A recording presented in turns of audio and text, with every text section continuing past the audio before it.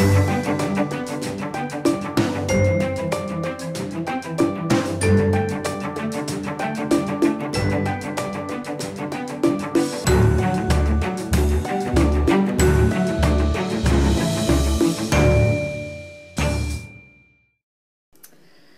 everyone, so I am finally doing an announcement video. Corin is here. He arrived on April 30th. He was 7 pounds 14 ounces, 20.5 inches long, and he was born at 5:59 a.m. So I wanted to do a quick video on the birth. It probably won't be too quick actually. And the reason I haven't done a video, this is my first attempt, is because I have hardly been able to keep up with the laundry, let alone do a video and edit and stuff. So anyways, here is Corin Michael. Yeah, he likes to talk and grunt in his sleep. He is almost 4 weeks old, which is crazy to think about. He's got his 1-month appointment on Friday. But he's been gaining weight really good, so makes me happy. And overall, he's a really content little guy. So I wanted to put a few pictures from the birth in here, and kind of just some pictures of Corin up to now. So here you go.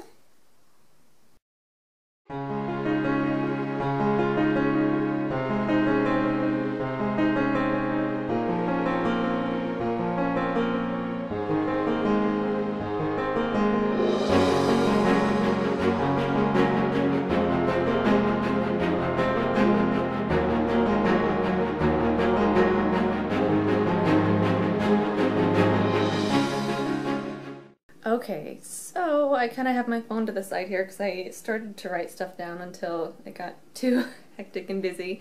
So Corin came a full week late.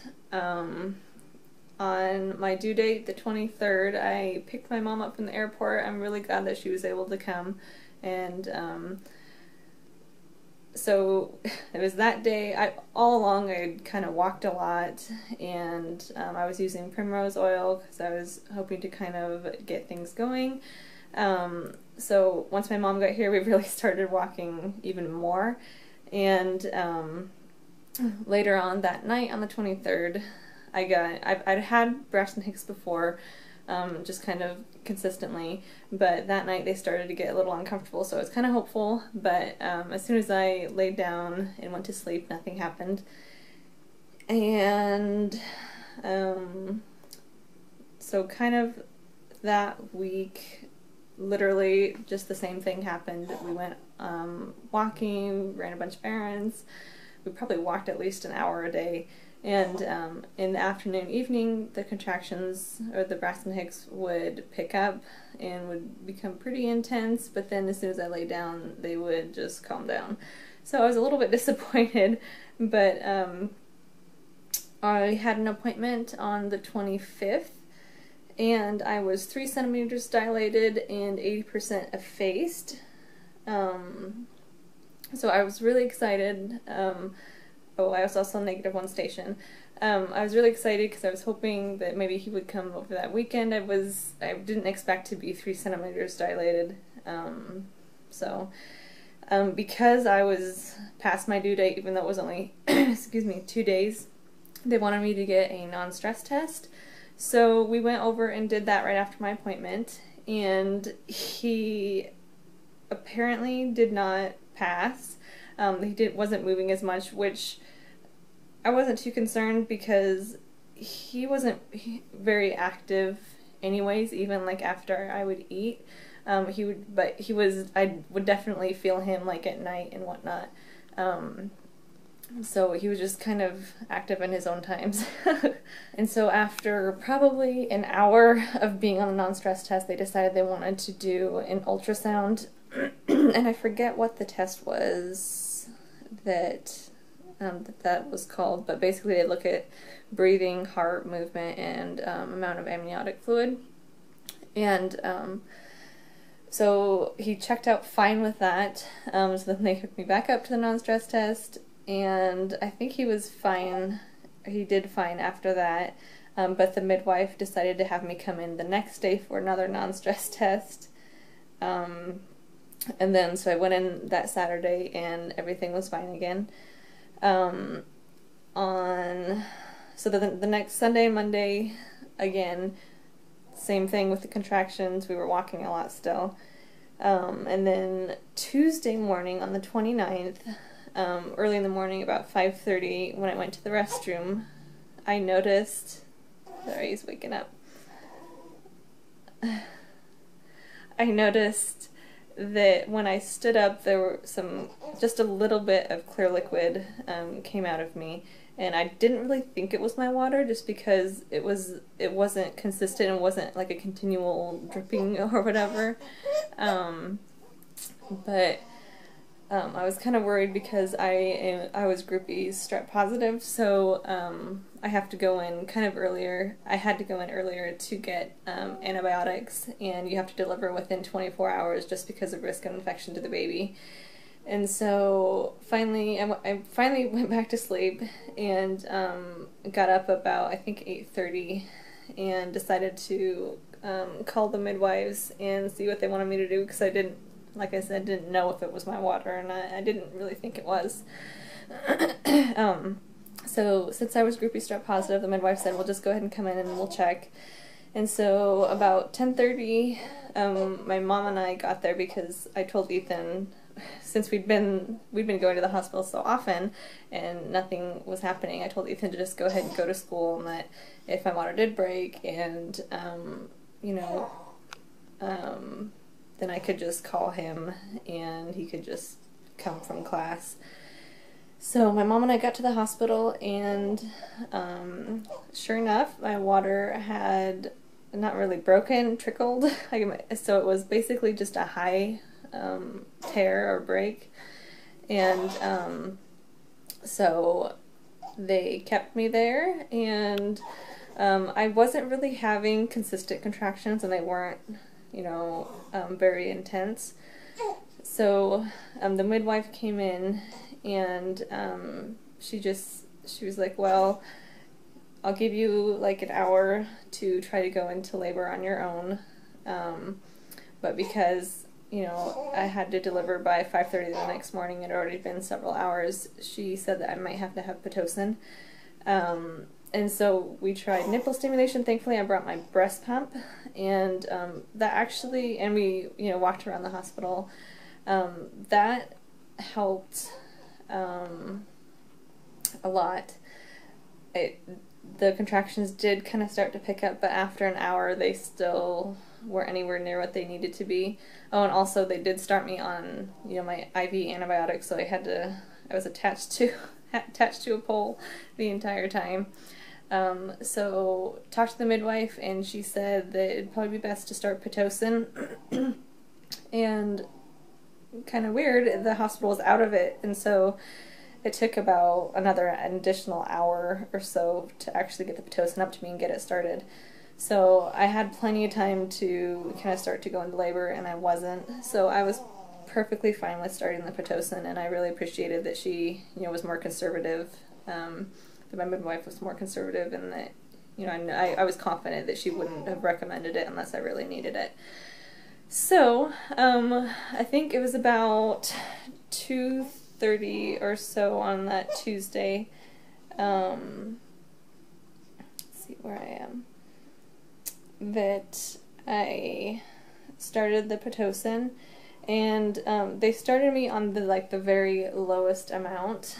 Started me off really slow, and just kind of every 15 to 20 minutes kind of bumped it up by a notch or two, and that definitely got the contractions going. So I was hoping that I would be able to just kind of be on Pitocin to jumpstart things, and then hopefully my body after that would kind of pick up and continue labor on its own.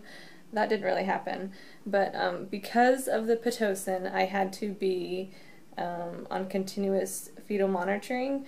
So I had, you know, the straps around my belly, and thankfully they have, the hospital had wireless ones or cordless ones, so I could move around and walk around, so that was really, really good.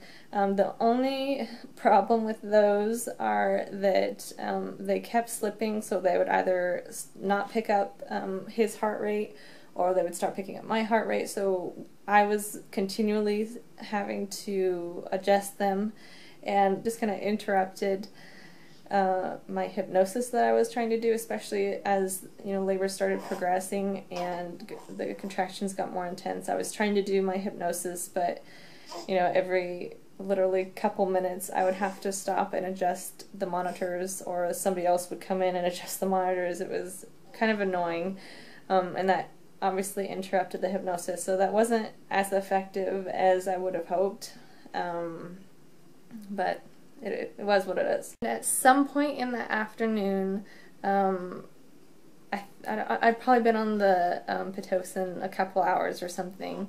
My midwife checked me. She didn't want to check me too often because of the grippy strep, and she didn't want to increase infection risk, so she wasn't going to check me very often. But this was the first time that she checked me since I got there, and I was a 4. And so my water bag was still intact, basically, because there just had a tear in it that was high. And so she actually broke my water bag, and once she did that, and obviously with the Pitocin, things started really picking up. So about 8 hours into Pitocin, or 6 or 8 hours, I think it was about, I don't know, sometime in the evening, probably 8 o'clock or so, contractions were pretty intense. I decided to get in the shower, so Ethan hopped in there with me, and I was able to take the exercise ball, the birthing ball, into the shower with me, and so I just kind of sat on that and rolled my hips around, and that was really, really comforting, having the warm water on me. After, I don't even know how long we were in there, it's all kind of a blur, but the contractions started really picking up and getting intense, and at that point I was still on Pitocin, and they were obviously continuing to increase the dose because the contractions still needed to obviously increase, and so at that point I was in a lot of pain, and I was trying to do the hypnosis, and Ethan was doing a good job, you know, coaching me and whatnot, but it was really intense, and so I was kind of, you know, fooling with the idea of getting the epidural, and I kept saying, I want the epidural, I want the epidural, and so we finally got out of the shower, and I honestly don't remember how close my contractions were at that point, but they were pretty darn close. I felt like they were, you know, I maybe have a minute in between before, you know, another one would start. And so I got out of the shower, and I was like, I want the epidural now. And so my midwife said, well, let me check you, because, you know, if you're like 8, then you can probably push through. So she checked me, and I was a 6, and I was just like, I can't do this for another, you know, who knows how many hours. I said, I need the epidural. So it took about, I don't even know, that was about 10:30 at night that I got the epidural. And once I got that, I just felt so much better. It's amazing what that can do. And I actually went from a 6 to an 8 right away, so it just really helped me obviously relax.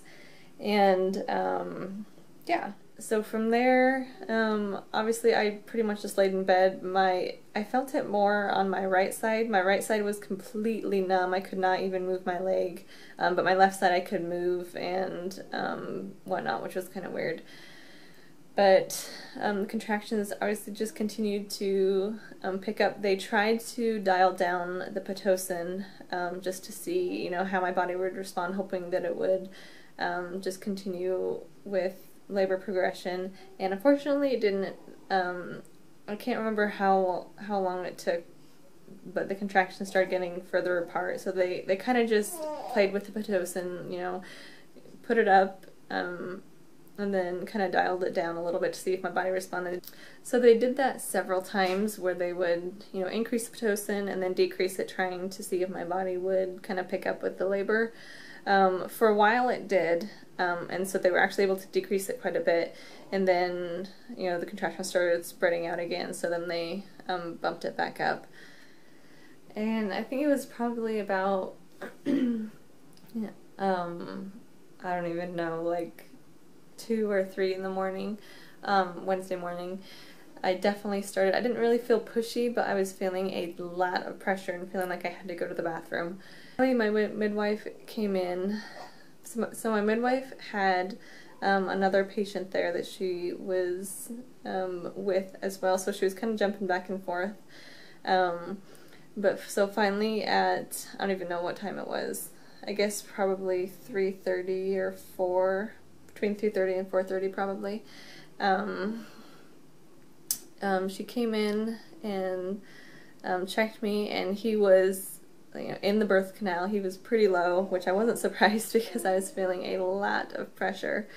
So at that point I started pushing, and overall it went pretty well. Once he actually got to the vaginal opening, he actually got stuck. I'd probably been pushing for at least an hour by that point. So his head was right there. You could see his head, and he just wouldn't come, and my midwife said, well, I might have to give you a little episiotomy. And finally, after an additional 30 minutes of pushing, I was like, just snip me. I was ready to. I was so tired of, you know, being up for more than 24 hours, and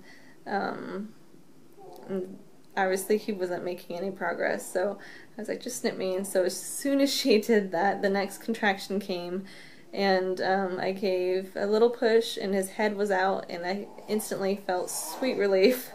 And I didn't even push, and then his body just kind of came flying out. It's okay, it's alright. So the contraction basically pushed the rest of his body out, and then he was here at 5:59 a.m. When he did come out, though, he kind of looked like he had kind of a bun on his head, because he was like I said, stuck in, and yeah, it was kind of funny. But so I didn't actually even bring out my birth plan. I thought about it, but if you haven't seen my my video on my birth plan, a lot of the points that I had on there were actually already either hospital policy, or you know, the midwives wouldn't have done anyways. So I just decided to leave it on, and it was fine. Overall, my birth experience definitely wasn't what I had planned. I didn't really plan on being induced, essentially, with Pitocin. I didn't plan on getting the epidural. I really, you know, was against that, but I honestly wouldn't change a thing. It was the right thing for me to do at that time, and who knows, maybe with, you know, with my next birth, I'll be able to do it naturally, and hopefully, you know, I will go into labor on my own so that I won't need the Pitocin, and hopefully, you know, go without the epidural. But honestly, now that I've had the epidural, I am not as against it, just because I was so much more relaxed when I had that, and because of it, you know, that helped me, you know, dilate faster and whatnot. And I also, you know, wasn't planned. I was hoping to use my hypnosis a little bit more, and like I said, with the fetal monitoring, that kind of, you know, had to be adjusted all the time. Kind of interrupted that. So hopefully next time, you know, I'll try it again. But honestly, like I said, I wouldn't change anything. He's here, he's healthy, and everything went really smoothly and really well. So I hope you enjoyed this video. Thumbs up if you did. Thank you so much for watching, and I will see you in my next video. Bye.